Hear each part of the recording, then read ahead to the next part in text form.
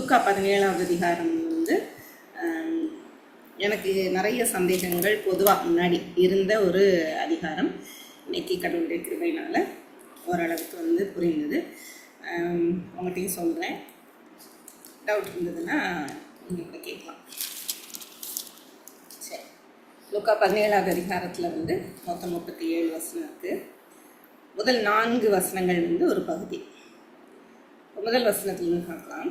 பின்பு அவர் தம்முடைய சீஷர்களை நோக்கி, இடரல்கள் வராமல் போவது கூடாத காரியம், ஆகிலும் அவைகள் எவனால் வருகிறதோ அவனுக்கு ஐயோ.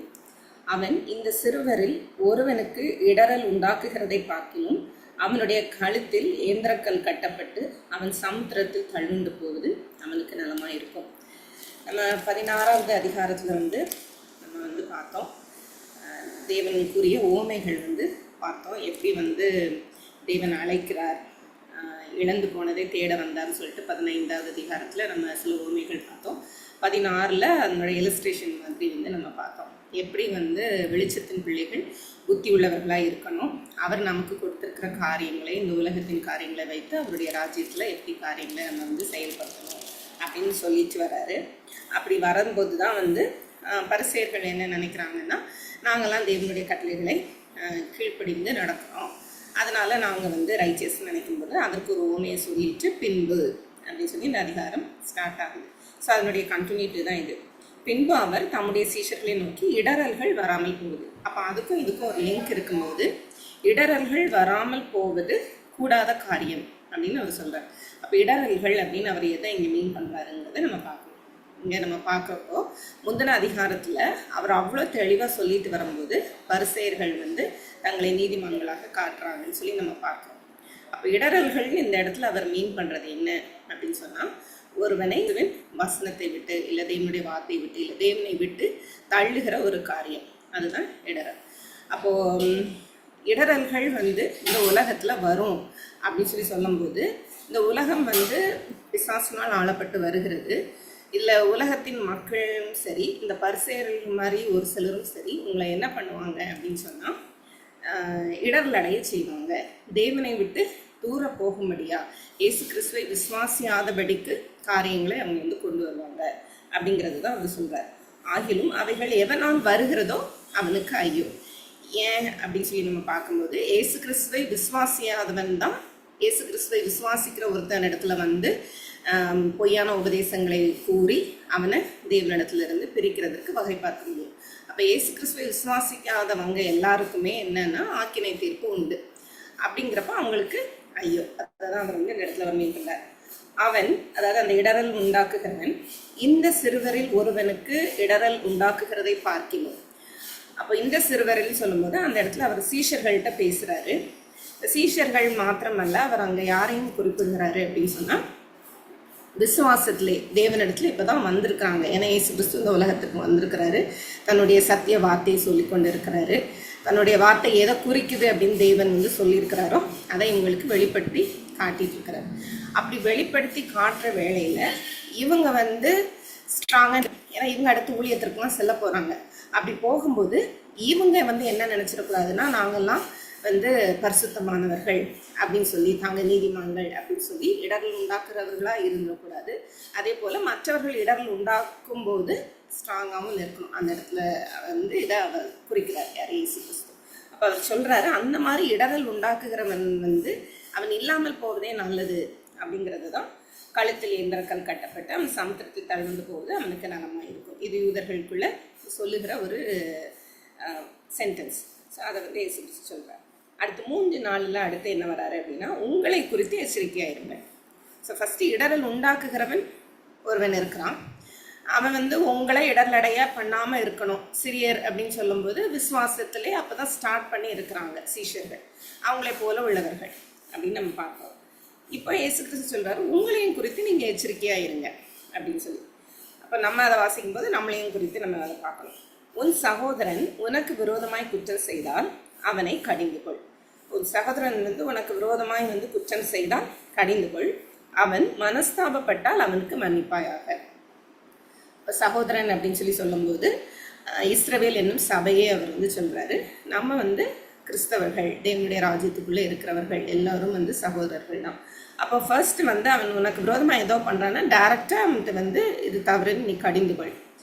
அவன் வந்து மனஸ்தாபப்பட்டு கடிந்து கொள்ளும் போது புரிந்து கொண்டு அவன் மனஸ்தாபப்பட்டால் அவனுக்கு மன்னிப்பாயாக. அவன் ஒரு நாளில் 7 தரம் உனக்கு விரோதமாய் குற்றம் செய்து 7 தரமும் உன்னிடத்தில் வந்து நான் மனஸ்தாபப்படுகிறேன் என்று சொன்னால் அவனுக்கு மன்னிப்பாயாக. எனக்கு ரொம்ப பிடிச்ச வசனம். இதில் இயேசு கிறிஸ்துவனுடைய ஒரு கேரக்டர், தேவனுடைய கேரக்டர் வந்து இயேசு கிறிஸ்து இங்கே வெளிப்படுத்துகிறார். எப்படின்னா, ஒரு நாளில் 7 தரம் உனக்கு விரோதமாய் குற்றம் செய்து, ஒரு நாளில் அப்படிங்கிறப்ப அந்த கொஞ்சம் மணி நேரத்தில் 7 தரம்ங்கிறது வந்து 7ங்கிறது முழுமையை குறிக்குங்கிறது யூதர்களுக்கு தெரியும். அப்போ உனக்கு விரோதமாய் குற்றம் செய்து தொடர்ந்து உனக்கு குற்றம் செய்துட்டே இருக்கிறான். ஆனால் ஒவ்வொரு தடையும் வந்து உன்ட்ட மன்னிப்பு கேட்குறான். 7 தரமும் உன்னிடத்தில் வந்து நான் மனஸ்தாபப்படுகிறேன் என்று சொன்னால் அவனுக்கு மன்னிப்பாயாக. ஏன்னா தேவன் அதுதான் உங்களுக்கு செய்கிறார். நீங்கள் எத்தனை தடவை வந்து தவறு பண்ணினாலும் நீங்கள் போய் மன்னிப்பு கேட்கும்போது தேவன் மன்னிக்கிறார். அப்போ நீங்களும் வந்து மன்னிக்கிறவர்களாக இருக்கணும். ஏன் மன்னிக்கிறவர்களாக இருக்கணும்? உங்களை குறித்து அதில் என்ன எச்சரிக்கையாக இருக்கணும் அப்படின்னு சொன்னால், முதல் 2 வசனம் அவர் சொன்னார், இடரல்கள் உண்டாக்குகிறவர்களாக இருக்கக்கூடாது அப்படின்னு சொல்லி. அப்போது நம்ம மன்னிக்காமல் இருக்கும்போது நம்ம முதல்ல கடிந்து கொள்ளுகிறோம். அதுக்கப்புறம் நம்ம மன்னிக்காமல் இருந்தோம் அப்படின்னு சொன்னால் திரும்ப திரும்ப ஒரு நாளில் 7 தரம் உனக்கு விரோதமாய் ஒருவன் செய்யக்கூடும் தவறு. அப்படி 7 தரமும் அவன் மனஸ்தாபம் பட்டு உன்கிட்ட பேசுகிற மாதிரி கூட, ஆனால் உனக்கு வந்து மன்னிக்க முடியாமல் போச்சு அப்படின்னு சொன்னால் உனக்குள்ள ஒரு கசப்பு உணர்வு வரும், உனக்குள்ள நான்கிற ஒரு எண்ணம் வரும், தேவனுக்கு பிரியமில்லாத காரியங்கள் வரும்.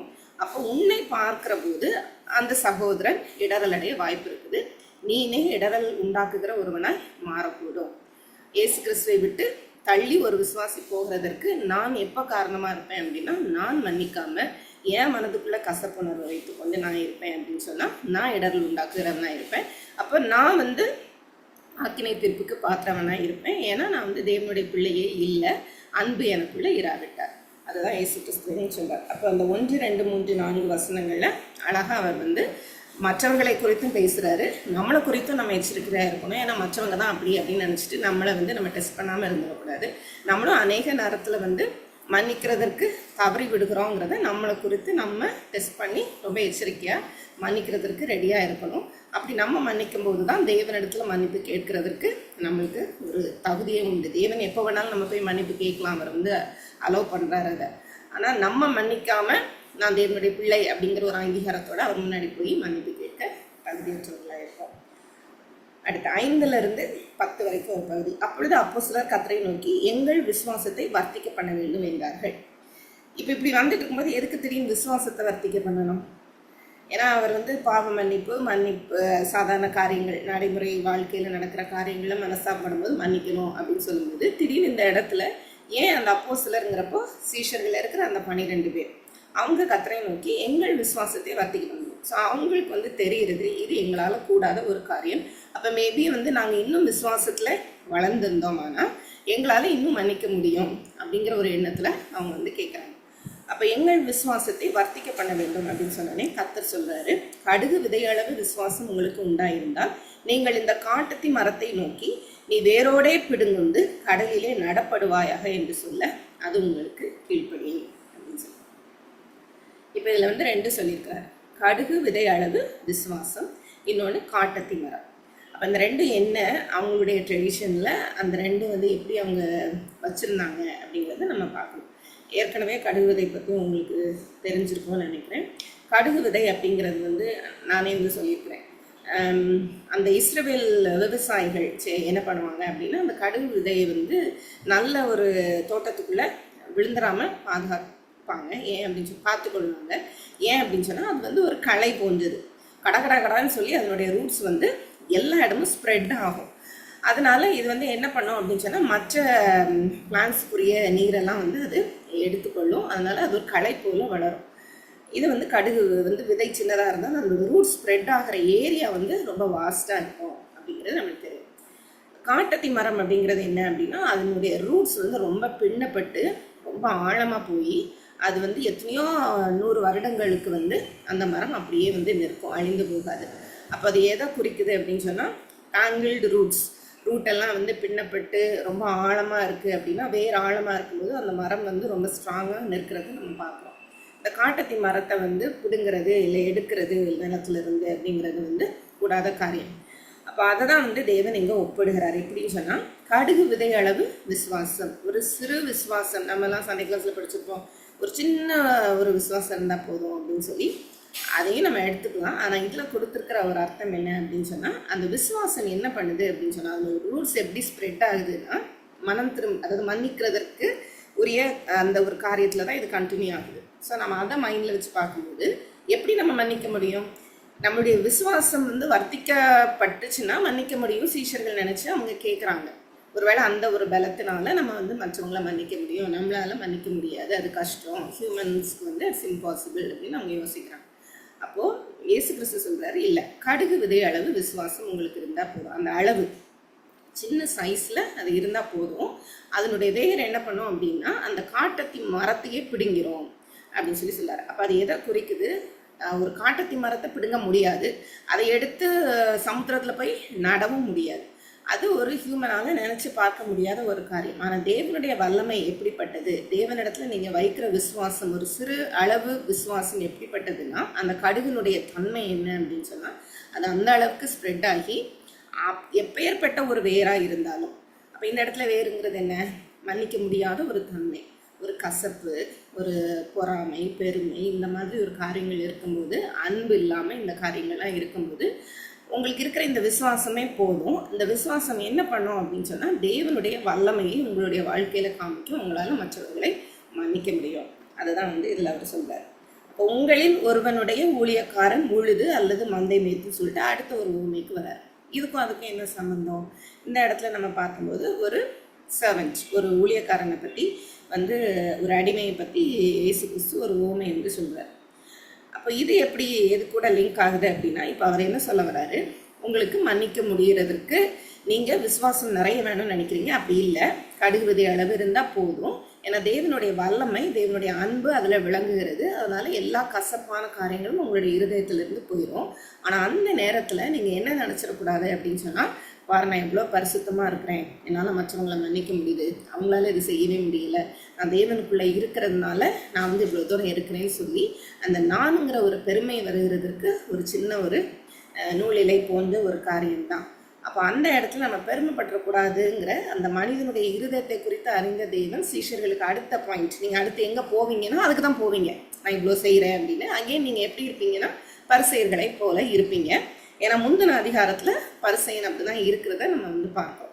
அப்போ தேவன் வந்து அந்த முந்தின அதிகாரத்தையும் இந்த அதிகாரத்தையும் கம்பேர் பண்ணி பார்க்கும்படியாக லூக்கா வந்து இதை எப்படி எழுதியிருக்கிறார். இப்போ அங்கே என்ன பார்க்குறோம், லாசரும் இந்த ஐஸ்வர்யவான் கதையை பார்த்தோம். ஐஸ்வர்யவான் வந்து தனக்கு எல்லாம் இருக்கிறது, லாசருவை திரும்பி கூட பார்க்கல. இங்கே இயேசு கிறிஸ்து என்ன சொல்கிறாரு, நீங்கள் எல்லாரையும் மன்னிங்க, எல்லாரையும் ஏற்றுக்கொள்ளுங்க. இந்த சிறியரில் அப்படின்னு சொல்லும்போது ஏழை எளியவர்கள் உங்களிடத்துல வந்தாங்கன்னா தப்பே பண்ணாலும் மன்னிச்சு ஏற்றுக்கோங்க. அப்போ அவங்க விசுவாசத்துக்குள்ளே இருப்பாங்க. அதுக்கு கடுகு விதை அளவு விசுவாசம் இருந்தால் போதும் அப்படின்னு சொல்கிறார். சொல்லிட்டு இந்த ஓமைன்னு சொல்கிறாரு, உங்களில் ஒருவனுடைய ஊழியக்காரன் உழுது அல்லது மந்தை மேய்த்து வயலிலிருந்து வரும்போது எஜமான் அவனை நோக்கி, நீ முன்பு போய் சாப்பிட்டு வா என்று அவனுக்கு சொல்லுவானோ? நீ எனக்கு சாப்பாடு ஆயத்தம் பண்ணி அரை கட்டி கொண்டு நான் போஜனபானம் பண்ணும் அளவும் எனக்கு ஊழியம் செய், அதற்கு பின் நீ புசித்து குடிக்கலாம் என்று அவனுக்கு சொல்லுவான் அல்லவா? அப்படிதான் வந்து இயற்கை. எந்த ஒரு சர்வெண்ட்டையும் வந்து மாஸ்டர் வந்து நீ நல்லா செஞ்சுருக்கிற அப்படின்னு சொல்லி சொல்ல மாட்டார். அவனுக்கு எல்லா சாப்பாடெலாம் கொடுத்து நீ சாப்பிடுன்னு சொல்ல மாட்டார். என்ன இருந்தாலும் மாஸ்டருடைய ஒரு வேல்யூ மாஸ்டருக்கு வந்து உண்டு. தான் கட்டளையிட்டவைகளை அந்த வேலைக்காரன் செய்ததற்காக அவனுக்கு உபச்சாரம் செய்வானோ? அப்படி செய்ய மாட்டானே. அப்போ இதில் என்ன அவர் சொல்ல வராருங்கிறத நம்ம பார்ப்போம். அப்படியே நீங்களும் உங்களுக்கு கட்டளையிட்ட யாவற்றையும் செய்த பின்பு நாங்கள் அப்பிரயோஜமான ஊழியக்காரர், செய்ய வேண்டிய கடமையை மாத்திரம் செய்தோம் என்று சொல்லுங்கள். அப்போ செய்ய வேண்டிய கடமை என்ன? பிறரை மன்னித்து இயேசு கிறிஸ்துவை விசுவாசித்து தேவனுடைய ராஜ்யத்துக்குள்ள அவர்களும் இயேசு கிறிஸ்துவை விசுவாசிக்கும்படியாக அழைக்க வேண்டியது உங்களுடைய கடமை. அதனால நாங்கள் ஏதோ பெருசாக பண்ணிட்டோம், நான் ஒரு ஊழியக்காரன், இத்தனை வேலை நான் கடவுளுக்குள்ள கொண்டு வந்திருக்கிறேன் அப்படிங்கிற பெருமை உங்களுக்கு தேவையில்லை. ஏன்னா இந்த இடத்துல அவர் வந்து சொல்றாரு, தான் கட்டளையிட்டவைகளை இந்த வேலைக்காரன் செய்ததற்காக அவனுக்கு உபச்சாரம் செய்வானோ? அப்போ நீங்கள் செய்கிற காரியங்களுக்கு பதில் எதிர்பார்த்து நீங்கள் செய்தீங்க அப்படின்னு சொன்னால், அந்த 15வது அதிகாரத்தில் வர்ற அந்த மூத்த குமாரன் நம்ம இளைய குமாரன் மூத்த குமாரன் பார்த்தோம்னா அதில் மூத்த குமாரன் என்ன சொன்னான், நான் எல்லாமே செஞ்சேன், நான் இங்கேயே தான் இருந்தேன், ஆனால் நீங்கள் எனக்கு ஒன்றும் செய்யலை அப்படின்னு சொல்லும்போது அவனுடைய எதிர்பார்ப்பு என்னவா இருந்ததுன்னா, நான் செய்ததற்கு எனக்கு என்ன பலன் அப்படின்னு. இப்போ அநேக கிறிஸ்தவர்கள் அப்படிதான், நாங்கள் நல்லா தானே செஞ்சோம், நாங்கள் எல்லாமே கடவுளுக்கு பிரியமாக இருந்தோம், ஏன் கடவுளை எங்களுக்கு இந்த மாதிரி பண்ணிட்டாருங்க, எனக்கு மட்டும் இந்த கஷ்டம், இதெல்லாம் கேட்கறதுக்கு நம்மளுக்கு ரைட்ஸே கிடையாது. ஏன் அப்படின்னு சொன்னால், நம்ம எல்லாரும் தண்டனைக்கு தகுதியானவர்கள், மரண தண்டனைக்கு உரியவர்கள். ஆனால் தேவனுடைய கிருபையினால நம்ம இரக்கம் வச்சிருக்கிறோம். அந்த தண்டனைக்கு போகாதபடிக்கு நம்மளுக்கு நித்திய ஜீவன் கொடுக்கப்பட்டிருக்கிறது தான் கிருபை அப்படின்னு சொல்லி நம்ம சொல்றோம். அப்படிங்கிறப்போ எனக்கு கொடுத்துருக்கிற கடமை இதுதான், நான் மற்றவங்களிடத்துல அன்பாக இருந்து மற்றவர்களை மன்னித்து இருக்கிறேன், ஸோ இது தேவனுடைய கிருபையினாலும் செஞ்சுருக்கிறேன் அப்படிங்கிறது மாதிரி நான் முடிக்கணும். நான் இதை செஞ்சுட்டேன், ஸோ எனக்கு கர்த்தர் ஒரு ஆசீர்வாதத்தை தருவார் அப்படிங்கிற ஒரு அண்டர்ஸ்டாண்டிங்குள்ளே நம்ம போனோம்னா பரிசேயர்களைப் போல சுயநீதியை பற்றி கொண்டு பெருமை உள்ளவர்களாய் இருப்போங்கிறத சீஷர்களுக்கு சொல்லிக் கொடுக்குறார், நமக்கு சொல்லிக் கொடுக்குறார். பின்பு அவர் எருசலேமுக்கு பிரயாணம் பண்ணுகையில், இப்போ 11வது வசனத்துலேருந்து 19வது வசனம் வரைக்கும் ஒரு சம்பவம் நடக்குது. இது எல்லாருக்குமே தெரிஞ்சது தான். அவர் பிரயாணம் பண்ணுகையில் சமாரியா கலிலேயா என்னும் நாடுகளின் வழியாக கடந்து போனார். ஸோ சமாரியா கலிலேயா வழியாக எருசலேமுக்கு கீழே இருக்குது, அந்த வழியாக அவர் கடந்து வரும்போது ஒரு கிராமத்தில் அவர் பிரவேசிக்கிறார். குஷ்டரோகம் உள்ள மனுஷர் 10 பேர் அவருக்கு எதிராக தூரத்திலே நின்று, இயேசு ஐயரே எங்களுக்கு இறங்கும் என்று சத்தமிட்டார்கள். அப்போ குஷ்டரோகிகள் உள்ள வரக்கூடாது, அதனால அவங்க தூரமாய் நின்று நம்ம கூப்பிடுறாங்க. அவர்களை அவர் பார்த்து, நீங்கள் போய் ஆசாரியர்களுக்கு உங்களை காண்பீங்கள். இவர் போய் தொட்டு அப்படிலாம் எதுவும் செய்யலை. ஆசாரியருக்கு போய் உங்களுக்கு காண்பீங்கள் சொல்லும்போது அவர்கள் யூதர்களும் அதில் இருக்கிறாங்க நம்மளுக்கு தெரியுது. அந்தபடி அவர்கள் போகையில் சுத்தமானார்கள். அவர்களில் ஒருவன் தான் ஆரோக்கியமானதை கண்டு திரும்பி உரத்த சத்தத்தோட தேவனை மகிமைப்படுத்தினான். அப்போ தான் பெற்றுக்கொண்ட அந்த ஆசீர்வாதத்துக்கு அவன் தேவனுக்கு நன்றி உள்ளவனாக இருக்கிறான் அப்படிங்கிறது. அப்போ இதுக்கு முன்னாடி பார்த்த ஓமை இதுக்கு ஒரு இலஸ்ட்ரேஷன் மாதிரி, ஒரு ஓமை சொல்லிட்டு ஒரு ஆப்ஜெக்ட் லெசன் மாதிரி லூக்கா அடுத்து இதை கொடுக்குறத நம்ம பார்க்குறோம். அப்போ அவருடைய பாதத்தருக்கே முகங்குப்புற விழுந்து அவருக்கு ஸ்தோத்திரம் செலுத்தினான். அவன் சமாரியனா இருந்தான். ஏன் இதை லூக்கா எழுதுறாரு அப்படின்னு சொன்னால், யூதர்கள் அனைவரும் நிராகரித்துட்டே வராங்க அவரை அப்படிங்கிறத ஸ்டார்டிங்லேருந்து லூக்கா சொல்லிட்டு வரதை நம்ம பார்க்குறோம். நம்ம லூக்கா புத்தகத்தினுடைய தீம் என்னன்னு பார்த்தோம், யூனிவர்சலிட்டி அப்படின்னு சொல்லி பார்த்தோம். எல்லாருமே தேவனுடைய ராஜ்யத்துக்கு உள்ள வருகிறவர்கள், யூதர்களும் சரி மற்ற புறஜாதிகளும் அப்படின்னு. அப்போது சமாரியர்னு லூக்கா சொல்லும் போதெல்லாம் என்ன சொல்கிறாரு அப்படின்னா, இந்த தேவன் அப்படிங்கிறவர் ஆடியன்ஸ்க்கு அவர் சொல்ல வர்றாரு. இந்த தேவன் அப்படிங்கிறவர் இயேசு கிறிஸ்துவை விசுவாசிக்கிற ஒவ்வொருவருக்கும் தேவனாக இருக்கிறாரு. யாரெல்லாம் இயேசு கிறிஸ்துவை விசுவாசிக்கிறாங்களோ எல்லாரும் தேவனுடைய பிள்ளைகள். அவர்கள் சமாரியர்களாக புறஜாதிகளாக இருந்தாலும் சரி, யூதர்களாக இருந்தாலும் சரி அப்படின்னு. இந்த லூக்காவும் கூட கிரேக்கராக இருந்து யூதராக மாறினவர் தான். அப்போ அவர் இதை எழுதுறார். அப்பொழுது இயேசு, சுத்தமானவர்கள் 10 பேர் அல்லவா, மற்ற 9 பேர் எங்கே? தேவனை மகிமைப்படுத்துகிறதற்கு இந்த அந்நியனே, யூதர் அல்லாதவன் அந்நியனே ஒழிய மற்றொருவனும் திரும்பி வர காணோமே என்று சொல்லி அவனை நோக்கி, நீ எழுந்து போ, உன் விசுவாசம் உன்னை ரட்சித்தது என்றார். அப்போ இங்கே 2 காரியம் நடக்குது. ஒன்று என்ன அப்படின்னா, பரிபூர்ண சுகம் ஒன்று கிடைக்குது. ரெண்டாவது என்ன அப்படின்னு சொன்னால், அவன் திரும்பி தேவனை மகிமைப்படுத்தினாங்கிறது எதை காண்பிக்குது அப்படின்னு சொன்னால், இவர் தான் மேசியாங்கிறதை உணர்ந்து அவன் அவருக்குரிய மகிமையும் கனத்தையும் செலுத்துகிறான். அப்படிங்கிறப்போ அவனுடைய விசுவாசத்தை அது காண்பிக்கிறது. அப்போ தேவன் சொல்கிறார், உன் விசுவாசம் உன்னை ரட்சித்தது அப்படின்னு சொல்லி. அப்போது விசுவாசம் ரட்சித்ததுன்னு சொல்லும்போது பாவ மன்னிப்படைந்து தேவனுடைய ராஜ்யத்துக்குள்ளே இவன் வருகிறதுக்கு தகுதி ஆயிட்டான் அப்படிங்கிறத நம்ம பார்க்க முடியும். இப்போது அங்கே நிற்கிற பரிசேயர் கேட்குறாங்க, தேவனுடைய ராஜ்யம் எப்பொழுது வரும் என்று அவரிடத்தில் கேட்டார்கள். அவர்களுக்கு அவர் பிரதித்திரமாக, தேவனுடைய ராஜ்யம் பிரத்யட்சமாய் வராது. இவர் காரியங்களெல்லாம் செய்கிறாரு. பரிசேயர் கண்களுக்கு முன்பாக எல்லாமே இருக்குது. அவங்களுடைய ஓல்ட் டெஸ்டமெண்ட் காரியங்கள் இருக்குது, அற்புதங்கள் இருக்குது, மெசாயனிக் மிராக்கிள்ஸ் இயேசு கிறிஸ்து நடத்தியிருக்கிறாரு. நிறைய கேள்விகள் மாற்றி மாற்றி கேட்கும்போது அவர் அழகாக பதில் சொல்லியிருக்கிறாரு. அவங்களுக்கு தெரியுது, அவங்களுடைய இருதய கடினத்து நிமித்தம் அவங்க அவர் வாயிலே கேட்குறாங்க. தேவனுடைய ராஜ்யம் பிரத்யட்சமாய் வராது அப்படின்னு சொல்லும்போது, எங்கேயோ வருது அப்படிங்கிறது இல்லை, அது எப்படி இருக்கும் அப்படின்னு சொல்லி அவர் எக்ஸ்பிளைன் பண்ணுறார். இதோ இங்கே என்றும் இதோ அங்கே என்றும் சொல்லப்படுகிறதற்கும் ஏதுவாயிராது. இதோ தேவனுடைய ராஜ்யம் உங்களுக்குள் இருக்கிறது. யார் அந்த தேவனுடைய ராஜ்யம்? இயேசு கிறிஸ்து உள்ளே வந்துட்டார், பூமிக்குள்ள வந்துட்டார்னு சொல்லும்போது அந்த ஸ்பிரிச்சுவல் ரெல்ம், அந்த தேவனுடைய ராஜ்யம், பரலோக ராஜ்யம் வந்து இந்த உலகத்தில் ஸ்தாபிக்கப்பட்டாயிற்று. அதுக்குள்ளே இருக்கிற சீஷர்கள் எல்லாம் இப்போ அந்த ராஜ்யத்துக்குள்ளே இருக்கிறாங்க. அப்போ தேவனுடைய ராஜ்யம் உங்களுக்குள்ளே இருக்கிறதுன்னா நாங்கள் இருக்கிறோம் உங்கள் முன்னாடி தான் அப்படின்னு பரிசேயர்கிட்ட அவர் வந்து சொல்கிறார். 22 கடைசி வசனம் வரைக்கும். பின்பு அவர் சீஷர்களை நோக்கி, மனுஷகுமாரனுடைய நாட்களில் ஒன்றை காண வேண்டும் என்று நீங்கள் ஆசைப்படும் காலம் வரும், ஆனாலும் அதை காண மாட்டீர்கள். இப்போ இந்த இடங்கள்ல நம்ம பார்க்கும்போது 22வது வசனம், 24வது வசனம், 26, 30, 31 இதெல்லாம் நம்ம பார்க்கும்போது மனுஷகுமாரனுடைய நாள் அப்படின்னு சொல்லப்பட்டிருக்கு. மனுஷகுமாரனுடைய நாள் அப்படிங்கிறது என்ன அப்படிங்கிறத நம்ம இப்போ சொல்றதை வச்சு பார்க்கலாம். மனுஷகுமாரனுடைய நாட்களில் ஒன்றை காண வேண்டும். மற்ற இடத்துலலாம் மனுஷகுமாரனுடைய நாள் அப்படின்னு கொடுக்கப்பட்டிருக்கு. இதில் வந்து மனுஷகுமாரனுடைய நாட்கள் அப்படின்னு ப்ளூரல்ல இருக்கு. நீங்கள் ஆசைப்படும் காலம் வரும், ஆனாலும் அதை காண மாட்டீர்கள். என்ன சொல்ல வர்றாரு இயேசு கிறிஸ்து இந்த இடத்துல அப்படின்னு சொன்னால், பரிசேயர் பேசின உடனே சீஷர்களுக்கு ஒரு வார்னிங் மாதிரி அவர் வந்து கொடுக்குறாரு. அதாவது நம்ம இன்னும் கொஞ்சம் பீரியட் தான் இருக்குங்கிறத அவர் சொல்லிகிட்டே வர்றாரு. லூக்கா வாசிக்கும் போது நம்ம 13வது அதிகாரத்துலேருந்தே நம்ம வந்து பார்த்துட்டு வரோம். இன்னும் கொஞ்சம் காலம்தான், இன்னும் கொஞ்சம் காலம்தான், ஒப்புரவாகுங்க, விடுதலையாகுங்க அப்படிங்கிறதெல்லாம் நம்ம பார்த்துட்டு வரோம். இப்போ இயேசு கிறிஸ்து வந்து சொல்கிறாரு, நிறைய வந்து கஷ்டங்கள் வரப்போகுது, நான் வந்து உங்கள் இடத்துல இருக்க போகிறதில்ல, என்னுடைய மரணம் வருது, நான் உயிர் அடைய போகிறேன், அப்புறம் நான் பரத்துக்கு போயிடுவேன். இப்போது அந்த டைம் இப்போ நான் உங்களோட இருக்கிறேன், அது ஒரு ஸ்ட்ரென்த். எப்படின்னாலும் இனிமேல் நான் இல்லாதப்போ வந்து நீங்கள் என்னோட இருந்த இந்த நாட்கள் திரும்ப வராதான்னு சொல்லி என்னை எதிர்பார்த்தீங்க, ஆனால் நீங்கள் காண மாட்டீங்க. இவ்வளோத்தையும் அவர் மைண்டில் வச்சு ஒரே ஒரு சென்டென்ஸாக சொல்கிறாரு. மனுஷகுமாரனுடைய நாட்களில் ஒன்றை காண வேண்டும் என்று நீங்கள் ஆசைப்படும் காலம் வரும். அந்த அளவுக்கு பிரச்சனைகள் வந்து, உபத்திரவங்கள் வந்து உங்களுக்கு வரும், ஆனாலும் அதை காண மாட்டீர்கள்.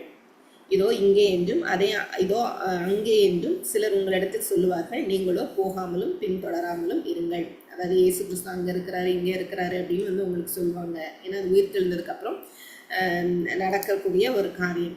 இவர் அங்கே இருக்கிறாரு, இங்கே இருக்கிறாரு அப்படின்னு சொல்லி. ஏன்னா உயிர் தெழுந்தப்போ ஒரு சிலர் பார்த்துருக்குறாங்கல்ல, அது ஸோ அந்த மாதிரி ஒரு நடக்கும். ஆனால் நீங்கள் எங்கேயும் போகாமலும் பின்தொடராமலும் இருங்கள் அப்படின்னு சொல்லி சொல்கிறார். மின்னல் வானத்தின் ஒரு திசையில் தோன்றி மறு திசை வரைக்கும் பிரகாசிக்கிறது போல மனுஷகுமாரனும் தம்முடைய நாளில் தோன்றுவார். இந்த இடத்துல நான் கற்றுக்கொண்டது, இதை நீங்கள் ஏற்றுக்கொள்ளணும் கொள்ள வேண்டாம் அப்படிங்கிறது உங்களுடைய இது. நான் கற்றுக்கொண்டதை நான் வந்து சொல்கிறேன். மனுஷகுமாரன் தம்முடைய நாளில் தோன்றுவாருங்கிறது எதை குறிக்குதுன்னா 2 காரியங்களை குறிக்குது. ஒன்று வந்து அவருடைய காலத்துக்கு பின்பாக அந்த 70வது ADயில் நடந்த ஒரு காரியம், இன்னொன்று வந்து 2ஆம் வருகை. இந்த 2 காரியத்தை வந்து குறிக்குது. இப்போ மனுஷகுமாரன் தம்முடைய நாளில் தோன்றுவார் அப்படின்னு சொல்லும்போது ஜட்ஜ்மெண்ட்டு குறிக்கிறது. இந்த உலகத்திற்கு நியாய தீர்ப்பு 2ஆம் வருகையில் நடக்குது. இஸ்ரவேலின் நியாய தீர்ப்பு 70வது ADயில் நடக்குது. இப்போ நியாய தீர்ப்பு அப்படின்னு சொல்லி சொல்லும்போது தேவனுக்கு விரோதமானவர்கள் வந்து அழிந்து போவார்கள், தேவனுக்குரியவர்கள் வந்து தேவனோடு இணைந்து கொள்வார்கள். ஸோ 2 காரியமும் நம்ம ஞாபகத்தில் வச்சுக்கணும். நம்ம பழைய ஏற்பாட்டில் ஏசாயாலெல்லாம் பார்க்கும்போது நியாய தீர்ப்பு, தேவனுடைய நீதி சரிகட்டுதல் அப்படிங்கிறது அவருடைய ஜனத்திற்கு வந்து ஒரு விடுதலையையும் மற்றவர்களுக்கு வந்து ஒரு கஷ்டத்தையும் கொடுக்குறத பார்க்குறோம். இப்போ எகிப்திலிருந்து இஸ்ரவேல் ஜனங்கள் வெளியே வரும்போது அது எகிப்திய ஜனங்கள் மேலே ஒரு கஷ்டத்தையும் இஸ்ரவேல் ஜனங்களுக்கு ஒரு விடுதலையும் கொடுத்தது. அது தேவனுடைய நியாயத்திற்கு. இப்படி காலங்களில் நிறைய தேவனுடைய நியாயத்திற்கு நடந்து கொண்டு தான் இருக்கிறது. இப்போ இந்த இடத்துல சொல்லப்பட்டிருக்கிற அந்த மனுஷகுமாரன் தம்முடைய நாளில், அதாவது மனுஷகுமாரனுடைய நாள் அப்படிங்கிறது என்ன அப்படின்னு சொன்னால் இஸ்ரவேலின் நியாயத்திற்கும் உலகத்தின் நியாயத்திற்கும் 2 கட்டமாக வந்து இதை விளக்குறாங்க. அப்போ அதற்கு முன்பு அவர் அநேகம் பாடுபட்டு இந்த சந்ததியினால் ஆகாதவன் என்று தள்ளப்பட வேண்டியதாக இருக்கிறது. அதாவது அவருடைய குரூசிஃபிக்ஷனை இந்த இடத்துல சொல்லணும். 2 காரியத்தை அவர் சொல்றாரு. நோவாவின் நாட்களில் நடந்தது போல மனுஷகுமாரனுடைய நாட்களில் நடக்கும். நோவா வேலைக்குள் பிரவேசித்த நாள் வரைக்கும் ஜனங்கள் புசித்து குடித்து பெண் கொண்டு கொடுத்தார்கள். ஜலப்பிரளயம் வந்து எல்லாரையும் அழித்து போட்டது. அவங்களுக்கு வந்து சுவிசேஷம் சொல்லப்பட்டுட்டே தான் இருந்தது. நோவா சொன்னார், நோவா வந்து ஆர்க்கு கெட்டினாரு, ஆனாலும் அவங்கவுங்க இஷ்டம் போல தான் இருந்தாங்க. ஸோ இந்த சயின்ஸ்லாம் வந்து வருது, அதனால் வந்து இப்போ வந்துடும் அப்போ வந்துடும் அப்படின்னு தேவன் வந்து எங்கேயுமே சொல்லலை. இதெல்லாம் வரும்போது எச்சரிக்கையாக இருங்க அப்படின்னு தான் சொல்லியிருக்கிறாரு. ஆனால் உலகம் எப்படி இருக்கும்னா அது பாட்டுக்கு வந்து எப்பவும் போல் டே டு டே ஆக்டிவிட்டீஸை வந்து கண்டினியூ பண்ணிவிட்டு அது பாட்டுக்கு இருக்கும். எப்போ வருங்கிறது நம்மளுக்கு யாராலையும் யூகிக்க முடியாது. அப்போது அவர் வந்து சொல்கிறாரு, நோவாவின் காலத்தில் அப்படி தான் நடந்தது அப்படின்னு சொல்லி. 24 மின்னல் வானத்தின் ஒரு திசையில் தோன்றி மறு திசையில் பிரகாசிக்கிறது போல அப்படின்னு சொல்லும்போது அந்த ஃப்ராக்ஷன் ஆஃப் செகண்ட் நம்மளுக்கு தெரியாது இந்த டைம் அப்படிங்கிறத நம்ம சொல்கிறோம். 28 லோத்தினுடைய நாட்களில் நடந்தது போலும் நடக்கும். ஜனங்கள் புசித்தார்கள், குடித்தார்கள், கொண்டார்கள், விற்றார்கள், நட்டார்கள், கட்டினார்கள். லோத்து சோதமை விட்டு புறப்பட்ட நாளிலே வானத்திலிருந்து அக்னியும் கந்தகமும் வருஷித்து எல்லாவற்றையும் அழித்து போட்டது. மனுஷகுமாரன் வெளிப்படும் நாளிலும் அப்படியே நடக்கும். அப்போது இதுலேயும் நோவாவின் காலத்திலையும் சரி, லோத்தின் காலத்திலும் சரி எச்சரிப்பு அந்த ஜனங்களுக்கு கொடுக்கப்பட்டிருந்தது. ஆனால் பாவம் அவ்வளவாய் பெருகி இருந்தது. அவங்க கண்கள் மறைக்கப்பட்டவர்களாக அவங்க இஷ்டம் போல இருந்தாங்க. அப்போ உலகத்தில் இருக்கிறவங்களும் அவங்க இஷ்டம் போல இருந்தாங்க. கிறிஸ்தவர்கள் என்று சொல்லி பரிசேயர்களைப் போல இருக்கிறவர்களும் இஷ்டம் போல இருப்பாங்க. தேவனுடைய நியாய தீர்ப்பு முன்னிலை போல வரும் அப்படின்னு பார்க்கலாம். அந்த நாளில் வீட்டின் மேல் இருப்பவன் வீட்டில் உள்ள தன் பண்டங்களை எடுத்து கொண்டு போக இறங்காமல் இருக்க கடவன். அப்படியே வயலில் இருக்கிறவன் பின்னிட்டு திரும்பாமலும் இருக்க கடவன். லோத்தின் மனைவியை நினைத்து கொள்ளுங்கள். உலகத்தின் காரியங்கள் மேலே நீங்கள் கண் வைத்தீங்கன்னா லோத்தின் மனைவியை போல ஐயோ இதெல்லாம் போகுதே அப்படிங்கிற ஒரு எண்ணம் வரும். ஆனால் சடுதியிலே எல்லாம் நடக்கும். அந்த 70வது AD டைட்டஸ்னு ஒரு அரசர் ஒருத்தர் இருந்தார் ரோம ஆட்சிக்கு கீழே. அவர் என்ன பண்ணார் அப்படின்னா முழுவதுமாய் இஸ்ரவேலை அழிச்சிட்டாங்க, எரிச்சு அழிச்சிட்டாங்க. அப்போ அக்கினி இதெல்லாம் வந்ததை நம்ம பார்க்குறோம். அப்போ எல்லாருமே அழிந்து போனாங்க. ஆல்மோஸ்ட் 97,000 யூதர்கள் அன்னைக்கு பிடிக்கப்பட்டாங்க. எத்தனையோ மில்லியன் யூதர்கள் கொல்லப்பட்டாங்க அப்படிங்கிறதெல்லாம் நம்ம பார்க்குறோம். அதில் தான் சிதறடிக்கப்படுறாங்க யார்? சீஷர்கள்லாம். அப்போ இயேசு கிறிஸ்துவனுடைய இந்த உபதேசத்தை கேட்டு வார்னிங்கை ஏற்றுக்கொண்டவங்க அந்த கரெக்ட் டைமில் அவங்க எஸ்கேப் ஆகி வெளியே போகிறாங்க, இஸ்ரவேலை விட்டு வெளியே போகிறாங்க. அதனால தான் இந்த இடத்துல கொடுக்கப்பட்டிருக்கு. அந்த நாளிலே வீட்டின் மேல் இருப்பவன் வீட்டில் உள்ள தன் பண்டங்களை எடுத்துக்கொண்டு போக இறங்காமல் இருந்தாங்க. ஒரு சிலர் இப்படியெல்லாம் பின்னாடி போகாமல் அவங்க எஸ்கேப் ஆகி போகிறாங்க. அந்த 70வது AD நடந்த பெரிய ஒரு யுத்த டைமில். இப்போ தன் ஜீவனை ரட்சிக்க வகை தேடுகிறவன் அதை இழந்து போவான், இழந்து போகிறவன் அதை உயிர்ப்பித்துக் கொள்வான். இது 70வது AD ஃபிசிக்கலாக நடக்கிற காரியம். 2ஆம் வருகையில் ஸ்பிரிச்சுவலாக நடக்கிற காரியம். தன் ஜீவனை ரட்சிக்க வகை தேடுகிறவன் அப்படின்னு சொல்லும்போது 70வது AD நடக்கிற அந்த ஒரு யுத்தத்தின் மத்தியில் ஐயோ என்னோட குடும்பம், என்னுடைய பொருள், என்னுடைய காரியங்கள் நீங்கள் இருந்தீங்கன்னா அந்த யுத்தத்தில் நீங்கள் அணிந்து போவீங்க. 2ஆம் வருகையில் தன் ஜீவனை ரட்சிக்க வகை தேடுகிறவன் அப்படின்னு சொல்லும்போது அதை இழந்து போவான் அப்படின்னு சொல்லும்போது இந்த உலகத்தின் காரியங்கள் மேலே பற்று வைத்து நீங்கள் இயேசு கிறிஸ்து விசுவாசியாமல் இருந்தீங்கன்னா அவருடைய வருகையின் போது நீங்கள் ஆக்கினைக்குள்ளாக தீர்க்கப்படுவீங்க அப்படிங்கிறத அவர் சொல்கிறார். அந்த ராத்திரியில் ஒரே படுக்கையில் படுத்திருக்கிற 2 பேரில் ஒருவன் ஏற்றுக்கொள்ளப்படுவான், மற்றவன் கைவிடப்படுவான். திரிகை திரிகிற 2 ஸ்திரீகளில் ஒருத்தி ஏற்றுக்கொள்ளப்படுவாள், மற்றவள் கைவிடப்படுவாள். வயலில் இருக்கிற 2 பேரில் ஒருவன் ஏற்றுக்கொள்ளப்படுவான், மற்றவன் கைவிடப்படுவான் என்று உங்களுக்கு சொல்கிறேன். இது எதை குறிக்குது அப்படின்னு சொன்னால் இந்த காலங்களில் எல்லாரும் இதை ரகசிய வருகை அப்படின்னு சொல்கிறாங்க. இந்த ரகசிய வருகை அப்படிங்கிறது 1900க்கு அப்புறம் தான் ஒரு சிலரால் கொண்டு வரப்பட்டது. அப்போ இது எழுதப்பட்ட காலம் லூக்கா, இந்த மத்தேயு இவங்கெல்லாம் எழுதுனது ரொம்ப வருஷங்களுக்கு முன்னாடி, இயேசு கிறிஸ்துவனுடைய உயிர்த்தெழுதலுக்கு அப்புறம் எழுதப்பட்டது. அப்போது இது 1900களில் தான் இந்த ரகசிய வருகைங்கிற காரியத்தை இவங்க இந்த தெசலோனிக்கேயர் இந்த வசனங்கள் எல்லாம் எடுத்து இவங்க உருவாக்கி கொண்டது. ஆனால் இந்த இடத்துல ஒரிஜினல் கிரேக்க மொழியில் கொடுக்கப்பட்ட காரியம் அதான் இல்லை. இதை எதை குறிக்குது அப்படின்னு சொன்னால் அந்த ராத்திரியில் மனுஷகுமாரனுடைய நாள் அப்படிங்கிற அந்த 70வது AD ஆர் செகண்ட் கம்மிங் அப்படின்னு நம்ம நினச்சிக்கணும். அப்போ அதில் ஒரே படுக்கையில் படுத்திருக்கிற 2 பேரில் ஒருவன் ஏற்றுக்கொள்ளப்படுவான், மற்றவன் கைவிடப்படுவான். இது என்ன சொல்ல வராரு இயேசு கிறிஸ்து அப்படின்னு சொன்னால் இதில் 2 காரியம் நம்ம பார்க்கலாம். நீங்கள் குடும்பமாக இருந்தாலும் நீங்கள் தனியாக தான் தேவனுடைய நியாய தீர்ப்பை சந்திக்க முடியும். உங்களுக்காக உங்கள் கணவனோ மனைவியோ அப்பா அம்மாவோ யாரும் நிற்க முடியாது. 1. 2வது என்ன அப்படின்னா எந்த நேரத்தில் வேணாலும் நடக்கலாம். அதனால வெளிப்புடையவர்களாக இருந்து நீங்கள் எஸ்கேப் ஆக பார்க்கணும். அப்படி இல்லை அப்படின்னு சொன்னீங்கன்னா நீங்கள் அந்த யுத்தத்தில் மாட்டிக்கொள்வீங்க. அப்போ இந்த இடத்துல ஒரே படுக்கையில் படுத்திருக்கிற 2 பேரும் ஒருவன் ஏற்றுக்கொள்ளப்படுவான். பார்க்க வழியில் நீங்கள் 2 பேரும் ரொம்ப பரிசுத்தமாக தான் தெரிவிங்க கிறிஸ்தவர்கள் அப்படின்னு நீங்கள் சொல்லிக்கொள்ளலாம். ஆனால் ஒருவன் ஏற்றுக்கொள்ளப்படுவான், ஒருவன் கைவிடப்படுவான் அப்படின்னு சொல்லும்போது உங்களுடைய கரத்தில் அது இல்லை. இந்த இடத்துல ஏற்றுக்கொள்ளப்படுவான் அப்படிங்கிறது யார் அப்படின்னு சொன்னால் பிடித்து கொண்டு போகப்படுகிறவர்கள். இப்போது 70வது AD அநேகரை ரோமர்கள் இழுத்து கொண்டு போய் எகிப்து சுரங்கங்கள் எல்லாம் கொண்டு போய் வச்சுருந்தாங்க. அதே போல் ரோமர்கள் அவங்க கிளாடியேட்டர்ஸ் வந்து இருப்பாங்க. அவங்களுடைய என்டர்டெயின்மெண்ட்டுக்காக அந்த கொலோசியம் அப்படிங்கிற பெரிய இடத்துல இவங்களெல்லாம் வந்து சித்திரவதை பண்ணி அந்த ரோமர்கள் வந்து ஒரு என்டர்டெயின்மெண்ட்டாக நடத்தினாங்க. இதுக்காக இவங்களெல்லாம் வந்து பிடிச்சிட்டு போயிடுறாங்க. ஸோ எடுத்துக்கொள்ளப்படுவான், விட்டுவிடப்படுவான், அதாவது ஏற்றுக்கொள்ளப்படுவான், மற்றவன் கைவிடப்படுவான் அப்படிங்கிறது வந்து எதை குறிக்குது அப்படின்னு சொன்னால் கிரேக்க மொழியில் ஒருத்தன் வந்து கேப்டிவாக எடுத்துக்கொள்ளப்படுவான், இன்னொருத்தன் வந்து சேஃப்டியாக விட்டுவிடப்படுவான். ஒரு சிலர் வந்து இரக்கத்தினால விட்டுவிடப்படுறத நம்ம பார்க்குறோம். தேவனுடைய இரக்கத்தினால தான் அந்த எஸ்கேப் ஆக முடியுது. இயேசு கிறிஸ்துவனுடைய வார்னிங்கை கேட்டு கரெக்டான நேரத்தில் அவங்கெல்லாம் எஸ்கேப் ஆகிட்டாங்க நிறைய பேர். அப்போது அதை தான் இந்த இடத்துல குறிக்குது. அப்போ திரிகை திரைகிற 2 ஸ்திரீகள், ஒருத்தி ஏற்றுக்கொள்ளப்படுவாள், கைவிடப்படுவாள். வயலில் இருக்கிற 2 பேர், நீங்கள் எந்தெந்த இடத்துல இருக்கிறீங்களோ, எந்த இடத்துல இருந்தாலும் வந்து 2 நடக்கும் ஜட்ஜ்மெண்ட் டைமில். ஒருத்தர் சேஃப்டியாக கடவுள்கிட்ட போவாங்க, ஒருத்தர் வந்து ஆக்கினை தீர்ப்புக்குள்ளே போவாங்க. எப்போவுமே இந்த உலகம் வந்து 2ஆக தான் பிரிக்கப்படுகிறது. ஒன்று தேவனை விசுவாசிக்கிற பிள்ளைகள், இன்னொன்று தேவனை விசுவாசியாத பிள்ளைகள் அப்படின்னு சொல்லி. ஸோ இப்படி அவர் சொன்ன உடனே அவர்கள் அவருக்கு பிரதித்திரமாக எங்கே அப்படின்னு கேட்குறாங்க. எங்கே எடுத்துக்கொள்ளப்படுவாங்க, எங்கே கூப்பிட்டுட்டு போவாங்க அவங்களெல்லாம் அப்படின்னு சொல்லி. ஆண்டவரே என்றார்கள். அதற்கு அவர், பிணம் எங்கேயோ அங்கே கழுகுகள் வந்து கூடும்.